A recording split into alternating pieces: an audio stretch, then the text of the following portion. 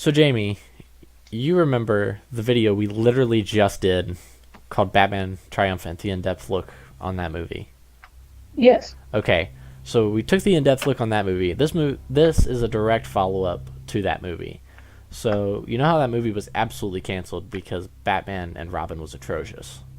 Yeah. Okay, so the original plan was to do a sequel to that movie before it was bad. But after that movie, they went, okay, we need to definitely 100%, we need to reboot this movie. And so the original pitch was a movie that was going to go off the back of the graphic novel by the same name, Batman Year One. And of course, this would be a reset like Batman Begins is to the whole franchise. And it was going to be a story written by Darren Aronofsky and Frank Miller, who did, of course, Batman Year One and The Dark Knight Returns. The original penciled-in actors to play Batman was Clint Eastwood, who is a lovely choice in my opinion to try. Yeehaw, exactly. Yeehaw. Batman with a cowboy hat coming in. And the other rumored name was Joaquin Phoenix, who would later go on to play the Joker in whatever this Joker film's going to be in 2019. So it's funny that he was. I forgot about that. Yeah. All right. Can you believe that they're making? I can't believe that they're trying to do a Joker film, just standalone thing. I think it's weird. I don't like it. Yeah. It's probably because the DCU is dead. Eventually, we'll probably cover that, but the DCU is so dead, I guess that they can do whatever they want and they don't give a shit. It's fine. So, Darren Aronofsky and Frank Miller are very dark writers, like both of them. Aronofsky did some stuff on the animated series, if I'm not mistaken, and then Frank Miller did, of course, Returns and Year One. But they're both dark writers, and so the first thing that both of them agreed to do was that Batman was rich and that he needed to be more relatable, so that they just made him poor. So Bruce loses all of his money and just no more. He's just on the streets now. And then he has a gang lord or a criminal mind named Big Al, Alfred, saves him from death, like on the streets, and like teaches him how to fight and stuff. So he does like all of his training on the streets because Big Al, and he has a son called Small Al, and I guess they're both just supposed to be the Alfred characters in this story. It's good. Is the Small Al thing real? Yeah, the Small Al thing's real. Big Al and Small Al, real things. They're both on the street. Big Al's dad. Small Al's not dad. He's son. It's real good. It's so good. Yeah, so then they like train him on the streets to like be street smart and all that kind of stuff. So he doesn't do any of like his ninja training stuff with League of Assassins or anything. He like just Big Al. It's just got Big Al and Small Al. Yeah. Bruce also would have had like a TW on his ring. It would have stood for Thomas Wayne. A trigger warning. Trigger warning, exactly. And he punched people with that ring, and it left an indent on them. And like trigger warning, getting punched. Trigger warning, getting punched. And it left an indent on them, but like rather than them being like, that's Thomas Wayne, they go, nope, it looks like a bat. So I don't know what this T and W would have looked like, but there's no way I can composite a T and a W together that even slightly looks like a bat. So good luck with that. Maybe the T was like in the center and the W was like on the sides. I don't know. It's whack. I don't know. That's the only thing I can think of. Yeah, it's good. Real good. I don't know. But that sounds weird. I don't like that. Next thing we were going to do is we were going to get our Jim Gordon cast, which would have been Al Pacino, who I think is also great. I don't know what was with the Batman sequels or the Batman like things they were trying to get off the ground in the early 2000s and late 90s were all weird actors for the role, but Al Pacino plays like really comical roles in my opinion. He's not a very serious actor, right? You agree? Yeah. So he was going to play the darkest Jim Gordon I've ever read a synopsis for. So from what I know, this film was going to open on a scene with Jim Gordon sitting in the bathroom with a revolver in his right hand and 6 bullets in his other hand and ready to kill himself. So Jim Gordon, yeah, I know, Jim Gordon's going to be the darkest Jim Gordon I've ever seen. Like, he's going to be the most conflicted, most crazy Jim Gordon we've ever seen. In Year One, I don't know if you've ever read Year One. It's real good. I always recommend it, especially like if you want a good Batman story. They did an animated film about it, actually, and it's real good, too. But Jim Gordon's very conflicted in that film to begin with. Like, there's a lot of stuff that goes on in his life. Like, he has an affair at one point in that film. Oh, there he goes. Yeah, there he goes. But it's very interesting that they were this close to doing more darkness with him. But it's bad. Two-Face was the rumored main villain, which is a weird main villain to start off with. He never seems like the first villain you should choose. Two-Face is weird. He always comes around in like year 3. I don't know why you would have put him in year 1. Doesn't make any sense. I also put here as a note, Miller's Sin City's Catwoman. So Miller directed Sin City a few years prior to this, I'm pretty sure. And he basically, that whole like sex thing that Sin City was kind of like based around was just going to be copy and pasted on the Catwoman. Catwoman was going to be known as Mistress Selena and going to be a hooker on the streets. That's hot. Yeah, Love that. that is something. I think there's a good Funko Pop of, I think it's DC Bombshells. That's the one that I'm thinking of, but it's of Catwoman. That's kind of what I think of when I hear it, but I don't know if it's close or not. But so it's going to be bad. And then by the end of the film, she probably would have been set up to be like an actual cat burglar, which is good because they need to like fix her character after trying to like fuck it up. That's bad. They were already rumoring in a sequel, which would have featured the Joker, because why wouldn't you feature the Joker? It's time to get the Joker in there. It's all good. Right. It's all good, yeah, so it's fine. Anyway, it was really dark, and DC was like, yeah, we wanted a more dark film after Batman and Robin, but this is kind of too dark, and we don't really want it. So that's what nixed Batman Year 1 from existing in life. Poor Batman Year 1. Yeah. So DC's response to all of the Batman Year 1 trauma, which sounds traumatic, I cannot imagine any of these actors like wanting to do this. This sounds like hard to do. So the next thing that happened, so this is going into like 2000, 2001 times. So we're still early 2000s here. We're about 4 years out from Batman Begins. And the next concept that was thrown around was actually a concept brought around by a director named Boza Yankin, who is known from Remembering the Titans and Prince of Persia. And he's actually more of like a screenwriter, but he directed Remembering the Titans. But he had just done Remembering the Titans, which is a football film. I don't know if you've ever seen it. It's like I've seen it. It's an inspirational like football film, if I remember correctly. It's pretty good. It's fine. But so anyway, so his words, and I quote, like, hey, I think I could do a Batman film. And then his agent was like, here, give me like 10 minutes. And then he called DC and was like, hey, do you want this Boza dude to do a Batman film? They were like, sure. And so they had a meeting with him. So that's how easy it is to do a Batman film, kids. Just call in DC and be like, hey, can I do a Batman film? And they'll be like, sure, it's fine. I'll call him up now. Yeah, it's all good. So he had a meeting and he pitched his idea for Batman Beyond, which is awesome because I love Terry McGinnis. He is such a good character and one that never gets touched enough or never gets enough love. He deserves all the love in the world. He is such a good character. I love Terry McGinnis. So now's the time to be honest with me. How much Batman Beyond did you actually make it through? You let me borrow the whole series, yeah. Yeah, you had everything. You had everything. You had everything except for the movie at the end, which is... First, I hit all the episodes that you recommended me. Yeah, those were all good. I hope they were all good. I hope you they're all good. I love the... What did you think of the... Side note, what did you think of the Ra's al Ghul episode with Talia? What did you think of that episode? I never asked about that episode, but that's the episode that always hits me in the head and goes, man, this is a weird episode of Batman Beyond. Yeah, it was weird. It was weird. Yeah. For those of you who don't know what I'm talking about, it's the episode that Ra's al Ghul basically had swapped bodies with his daughter, and his daughter had died years ago, and that's how he stayed alive all this time. And then like he's trying to trick Batman into like making love to him. It's real bad. It's not good. It was weird. It's weird. Don't get me wrong, I enjoyed it because I just like the art in that. I appreciated it from an artist perspective, but I didn't really appreciate it from like a plot perspective. Yeah, that plot perspective was whack. It's totally understandable. That one was whack. I understand. I always recommend that episode for the sheer twist because people usually don't see that coming and then go, "Oh crap." Well, we love that. Oh, we love that. But yeah, so it's going to be Batman Beyond inspired, and his vision was like Sam Raimi's Spider-Man mixed with the cyberpunk future thing that Batman Beyond was, which is totally understandable. Sam Raimi's Spider-Man was going on at the exact same time. It was awesome. Why wouldn't you draw inspiration from it? Right.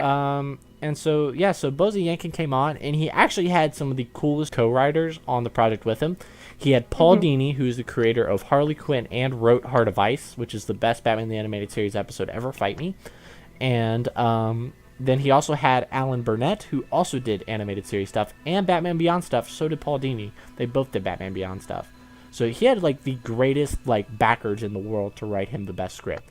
Boza even calls it the best script he never got to make. He says that it's the best one he ever wrote. So that tells me a lot about the quality of the script. I think that at the time, a Batman Beyond film couldn't work as well as it would work now. Yeah. Because now we have old man Michael Keaton running around, who would be the greatest old man Bruce Wayne, I think, of anybody. I think it would be awesome. I think that they could do a Batman Beyond film tomorrow, and it would be the coolest film that they did. Especially with Ben Affleck being out, I think they could absolutely get a Batman Beyond film off the ground. Especially with Michael Keaton in there, absolutely. You could do this in a heartbeat. But, there was actually rumors that after The Dark Knight Rises, like in 2012, before they announced Man of Steel, that the next film was going to be a Batman Beyond film. And once again, it just didn't happen for whatever reason it was. I don't know if there's a script on that. I'd have to do more research on it. But if I ever find something, we might cover it. But there's rumors that there was going to be something there. So I don't know. Don't know. But the first draft for the script was written in 2000, and the script was complete by 2001. At this point, Boza's feeling a lot of pressure to make the best Batman film ever, because for logical reasons, you just came off the worst Batman film ever, and now you have to fix it. And so DC was putting a lot of pressure on him. Hey, do this. Hey, do that. Hey, do this. Hey, do that. Hey, do this. Hey, do that. And he was losing his mind, and he hated it, which I feel like is an absolute terrible thing to do to a director and or writer and or anybody. That's absolutely terrible. You never put that kind of stress on a person. That's just not fair. Oh, yeah. Because everybody has their own vision, and if it's not fair to everybody to be like, here, you now have to do this. So I just don't feel like it's fair. Yeah. But it's whatever. So I feel like I said, the timeline this would have taken place in, it actually worked way better now than it did then. Michael Keaton wasn't that old then. He was older, but he wasn't old enough then. I don't know who would have played anybody in this film. They never got to like casting or anything. I don't know who would have been anybody. Just pick your favorite young actor from the early 2000s, Leonardo DiCaprio, and imagine him as Terry McGinnis, and we'll all be okay. There he goes. Yeah, there he is. I would imagine though that the story would have been the first few episodes of Batman Beyond, like the first three, like the Reborn episodes, because those are the episodes that establish him as a character. He gets his main villain. He probably would have defeated his main villain, though. That's the only gripe I have with the first few episodes of Batman Beyond, is that he doesn't actually capture, like, the first arc of that film. He doesn't actually finish him off. But he captures him later on in the series. It's not a big deal, I guess. But I don't know. I feel like that'd be the easiest one to do. I feel like a riskier one to do, though, would be doing the plot from Batman Beyond Return of the Joker, which now that I remember I didn't let you watch, you now must watch, and we're going to talk about it sometime, because it is the best arted Batman Beyond episode with the greatest story. It is such an awesome... It's got literally everything I think you'll love in a Batman Beyond film. It's in that film. And so it could have took inspiration from that. I don't really know where it would have went with it, though. But, so that's most of Batman Beyond, though, as a whole, and where that film would have gone. Of course, this gets canned, and is later morphed into Batman Begins. And then we get Batman Begins in 2005. And then we have 2005 till 2012 Batman Begins films. So I've covered most... Think about it this way. We've now covered most of the Batman films that were almost produced. That's pretty crazy. Well, at least I have. You've covered 3 of them. That's pretty good. Yeah. We might go back and cover the Tim Burton one, because I think you'll like that one. Like, I did a video on it a long time ago. I'm not a huge fan of that video, and it gets a lot of views still to this day. And I'd love to do a good version of that video that gets a lot of views to this day. So maybe someday we'll kick that out. But, what do you think? Do you have any thoughts on any of this that I've talked about? Batman Beyond and Batman Year One? Well, like, Batman Beyond was honestly probably one of my favorite Batman animated ever. Oh, yeah. Just because I love that art style so much, and I love, like, the cyberpunk sort of vibe. Absolutely. And I feel like seeing that in terms of a movie would have been super interesting, but, like, from what you've told me... Yeah. In regards to who was going to be what, and what was going to be who, I don't know if I necessarily would have enjoyed that. I feel like back then, do you feel like you could do it now? Yeah, I was about to ask. Yeah. Do you feel like if we hit something now, do you feel like we could get? I'm calling it now. If I were to like ideal cast a Batman Beyond film, Michael Keaton would be my Batman because he's old and bitter now and hates life. And then you could very easily, I feel like, get someone like a Jensen Ackles to do a very good Terry McGinnis. He's a little older than I would like him to be. He's like, I think Terry McGinnis ideally is a teenager, but I don't know who else I'd get. I feel like Jensen Ackles is such a good actor. He was he did the voice for Red Hood and Under the Red Hood, the animated film that they did for Red Hood, which was awesome. And he was so good there. I've always liked his voice. I always thought he'd do an amazing live action Red Hood, but I think he could pull off an older Terry McGinnis if he tried. So I would love to see him do something like that. But continue with your final thoughts, of course.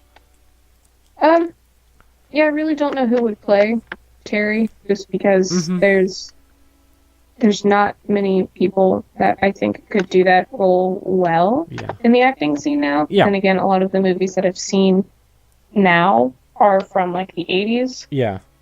And so all the actors that I think would do well are no longer old. Are old now. Are older now. Yeah. They're more likely to be Batman than Terry.